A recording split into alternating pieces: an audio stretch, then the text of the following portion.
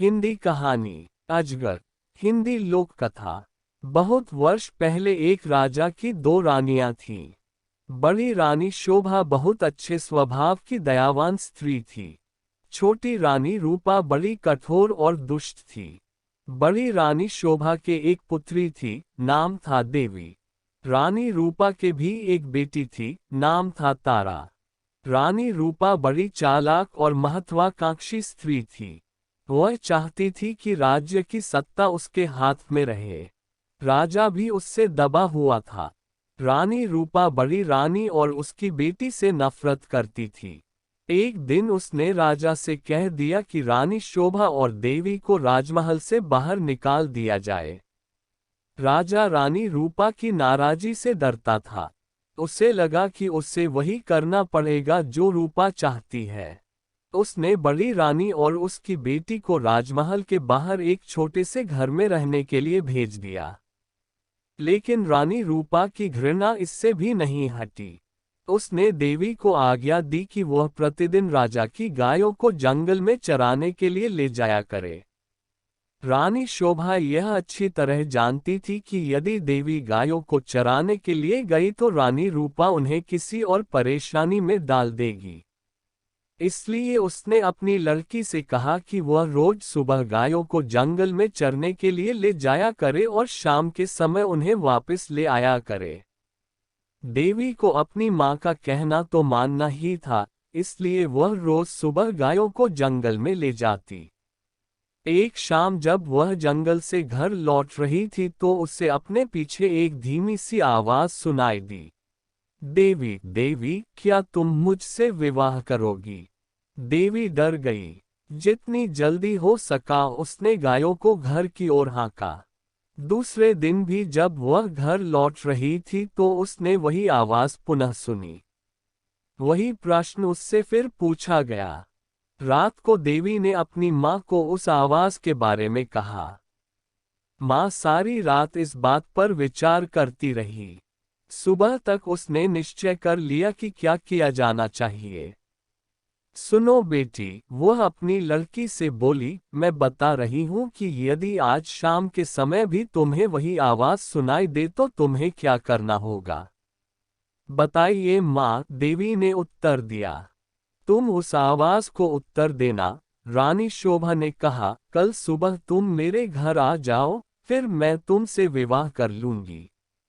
लेकिन माँ, देवी बोली, हम उसे जानते तक नहीं।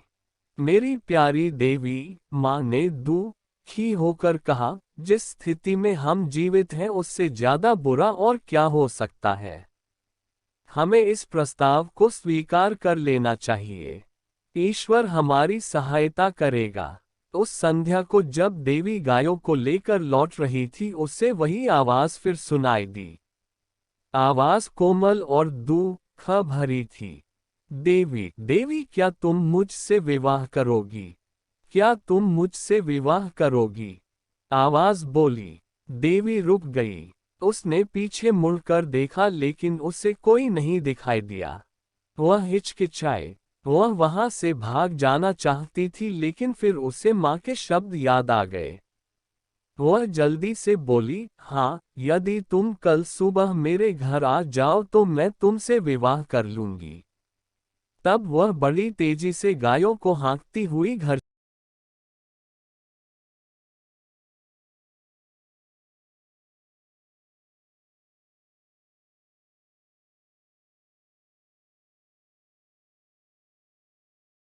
चली गई। अगले दिन सुबह रानी शोभा जरा जल्दी उठ गई। उसने जाकर बाहर का दरवाजा खोला, देखने के लिए कि कोई प्रतीक्षा तो नहीं कर रहा। वहां कोई भी न था। अचानक उसे एक धक्का सा लगा और वह स्तब्ध रह गई। एक बड़ा अजगर कुंडली मारे सीढ़ियों पर बैठा था। रानी शोभा सहायता के लिए चिल्लाए। देवी और नौकर भागे भागे आए कि क्या बात है। तभी एक आश्चर्यजनक बात हुई। अजगर बोला, नमस्कार। उसका स्वर बहुत विनम्र था, मुझे निमंत्रित किया गया था इसलिए मैं आया हूँ। आपकी लड़की ने मुझसे वायदा किया था कि यदि मैं सुबह घर आ सकूं तो वह मुझसे विवाह कर लेगी। मैं इसलिए आया हूँ।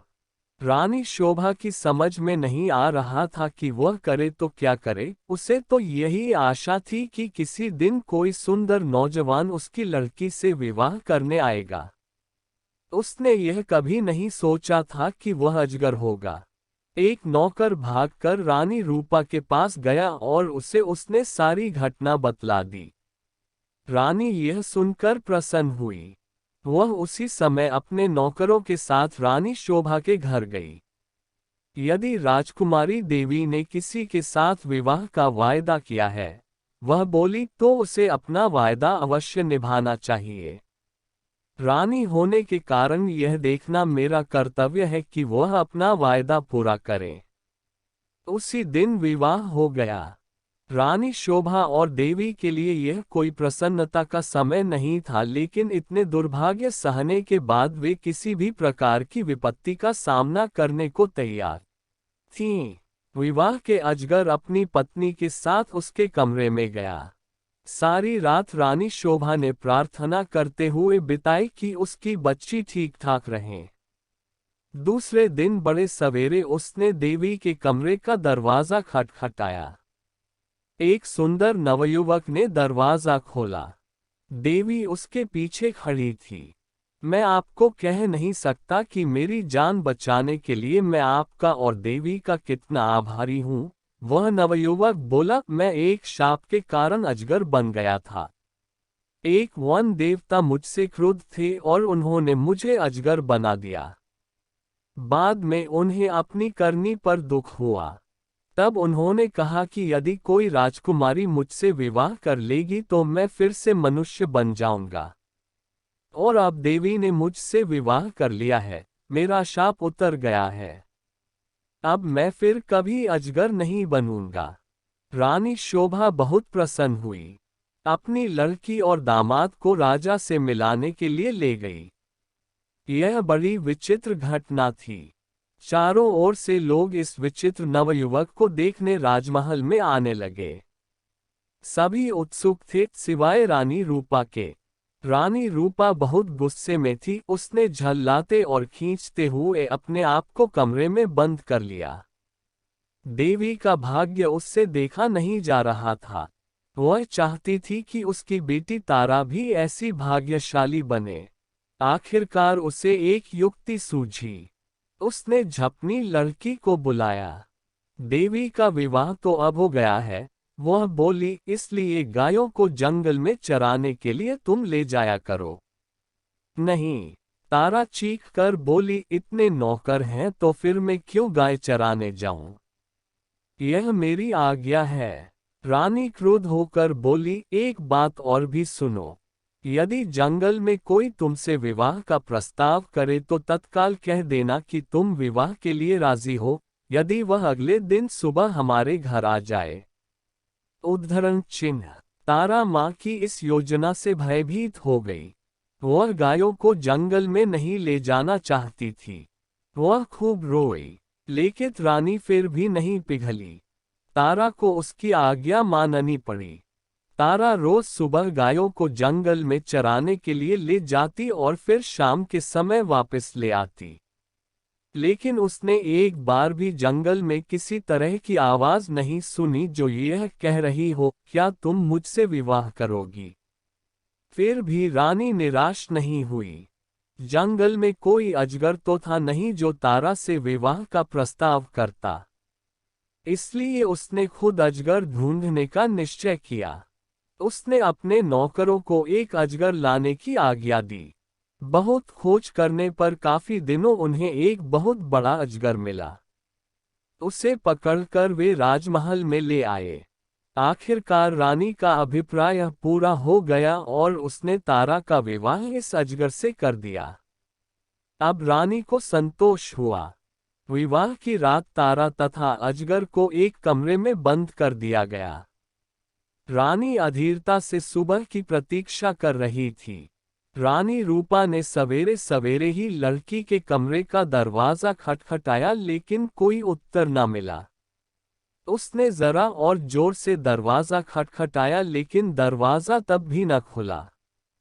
रानी से और प्रतीक्षा न की गई और उसने धक्का देकर दरवाजा खोल दिया। मोटा अजगर जमीन पर पड़ा हुआ था लेकिन तारा का कहीं पता नहीं था। रानी चीख पड़ी। महल में सभी ने उसका चीखना सुना। राजा और नौकर भागे आए कि क्या बात है, राजकुमारी कहाँ है। सब चिल्लाए, वह तो अजगर के पेट में होंगी। रसोइया बोला, देखो वह कितना मोटा हो गया है। रानी अब बड़ी जोर जोर से रोने लगी। राजा भी रोने लगा। रसोइया अपना सबसे बड़ा चाकू ले आया। वह बोला, यदि वह अब तक जीवित हुई तो मैं राजकुमारी को बचाने की कोशिश करूंगा। उसने अजगर का पेट चीर डाला। तारा अच्छी भली जीवित थी। रसोइये ने उसे बाहर खींचा। वह चीख मार कर अपनी माँ की तरफ भागी। अजगर की मृत्यु हो गई और साथ में रानी रूपा की इस इच्छा की भी कि तारा का विवाह देवी की तरह ही किसी योग्य और संपन्न नवयुवक से हो।